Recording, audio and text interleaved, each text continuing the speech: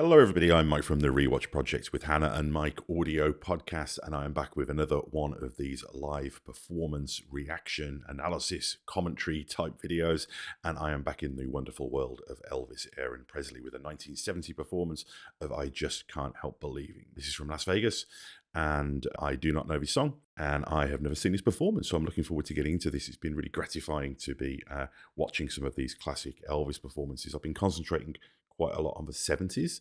I realised that obviously he sat out a lot of the 60s from a live performance perspective, but of course there were lots of wonderful studio recordings and film performances as well during that period. So I will definitely get into that era, and of course I will definitely get into the 1950s era as well, where there is more from a live performance perspective, I believe. So looking forward to getting into that. Before I do so, quick reminder that I do stop the video, that I do stop these videos as I watch them to provide commentary, and will occasionally talk over them because that's just an honest way of reacting. I make no apologies for that, but do suggest that if you have not seen this performance that you watch it first, because I will be spoiling it, but hopefully enhancing it in some other ways for those who are familiar with that. I would also remind you to check out the Rewatch Project with Hannah and Mike audio podcast that shares this feed, where we cover some of our favourite film and television franchises, as well as the other music reactions and film and TV and other assorted pop culture goodness that shares this channel. But enough from me, let's get to the Elvis. Okay.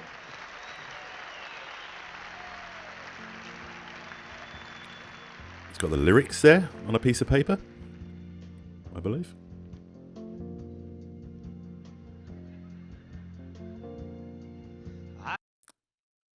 Gotta stop it there. Sorry. The fact that he obviously is new-ish to this song, he's having to read it off a piece of paper, means that he's probably not played it too many times.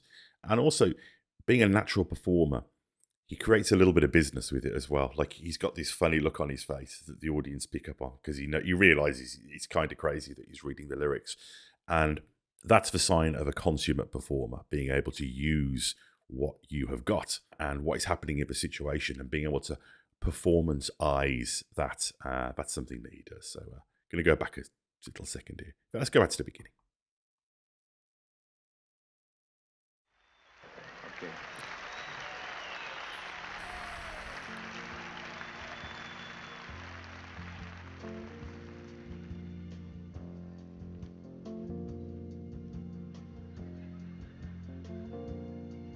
I just can't help believing when she smiles up soft and gentle, with a trace of misty morning and a promise of tomorrow in her eyes.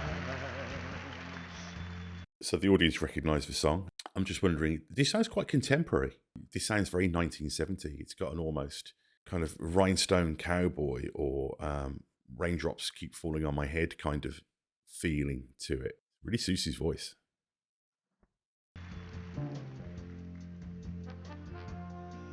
I just can't help believing when she's lying close beside me, and my heart beats with the rhythm of her sighs. Oh, nice. This time the girl is gonna stay. This time the girl is gonna stay. Wow. For more than just a day.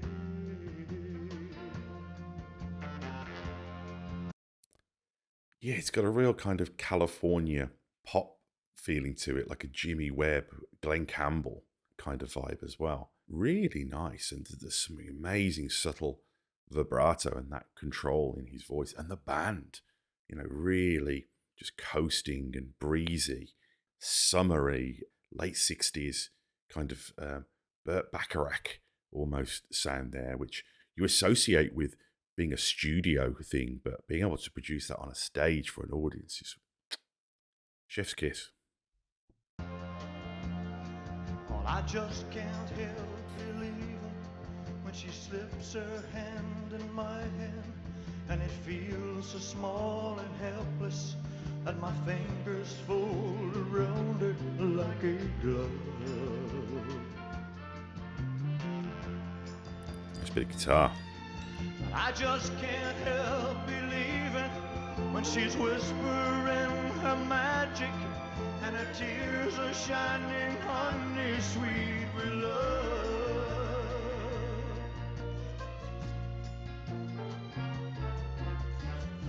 This time the girl is gonna stay. This Wow. time the girl is gonna stay for more than just a day. The theatricality of this performance, because I think when people think of theatrical, when they think of Elvis, they think of the capes and the karate and the mopping his brow with the handkerchiefs. But when I say theatrical, I mean theatre. I mean the fact that understanding the audience and understanding building, he'll raise up and then drop back down again. And that's about control and understanding and dynamics. You know, musical dynamics is an extremely dynamic performance. And that is something that Elvis in this era seems to be an absolute master of.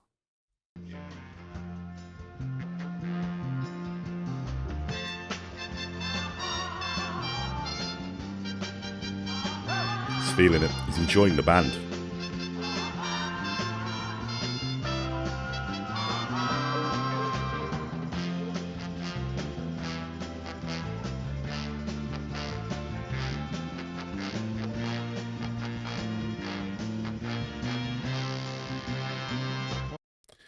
So what you see happening during this bit of the performance, this instrumental interlude, when you watch Elvis, this is what I was saying in a previous video about how he's like a conductor, but not a conductor in the sense of orchestral, although he is that too, but like an electrical conductor. It's like he is feeling the music and absorbing it and putting it out there for the audience, because he's the focal point of the band and us as an audience, both there and watching this in 2024 on YouTube.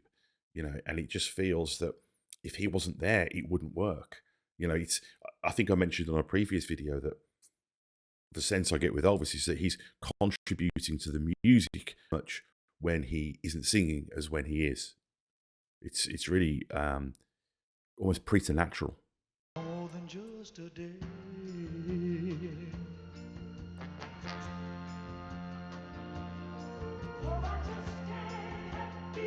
Sing the song, baby. One more time. Yeah, one more.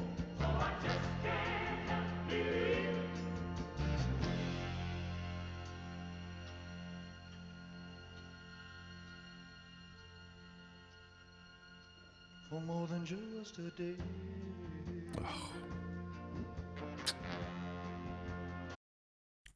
The way it hung, and it was waiting for him. He's so central. It's the music's flowing from him and to him and through him into the audience. He's a conduit, and that control. Go back a moment. For more than just a day.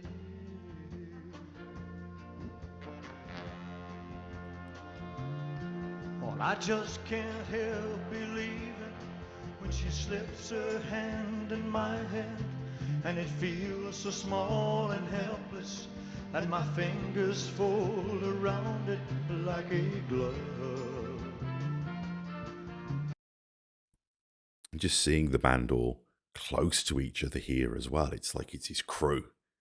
You know, it's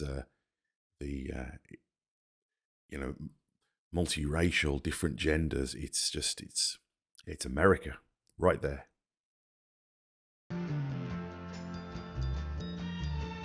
I just can't help believing she smiles and whispers of magic, and her tears are shining honey sweet with love.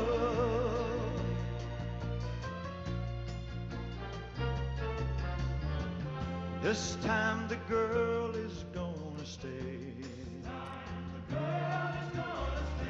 This time the girl is gonna stay for more than just a day.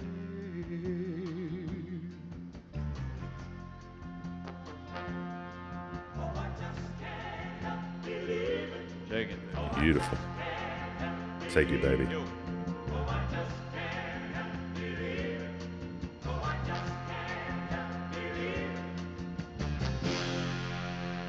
Oof.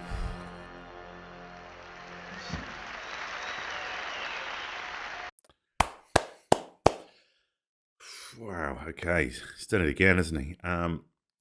Yeah, so that was a great performance, and it's a great song as well. And it's one of those songs where I'm sure it's very well known, obviously, to Elvis fans and to people who are music fans of that era. But I am really surprised that it's not one of those ubiquitous songs, those modern classic kind of songbook songs. Like I mentioned, Raindrops Keep Falling on My Head and Rhinestone Cowboy and the songbook of Jimmy Webb and Glenn Campbell and Burt Bacharach. And I mean, that might just be my own personal ignorance to that. And I think that what you really see here is Elvis's control at its absolute peak and his symbiotic relationship with his band as well.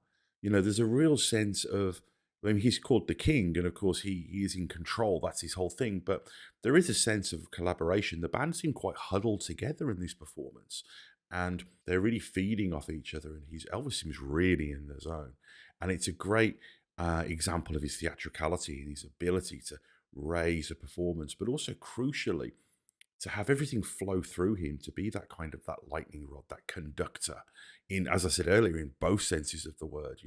You can see the song stops and lingers, and then he pulls it back, and there's such a mastery of feeling and being able to use this huge band as your canvas to convey your art is an incredible thing. And to see that done through live performance and to do the incredible vocal range that he had and his control over his vibrato as well really brings a beating heart and sensitivity to this song, despite, or maybe even because of the grandiosity of the band and the performance. It still feels intimate and it still draws you in. And that's a tremendous skill, one of many skills that this man seems to have. And I can't wait to see where you in the comment section suggest I go next with my viewing, because this is turning into quite a journey. I would also remind you to please check out the Rewatch Project with Hannah and Mike, the audio podcast that shares his feed, as well as the other film, TV, music, and general pop culture content that makes up this channel. But for now, thanks for watching, and see you again very soon.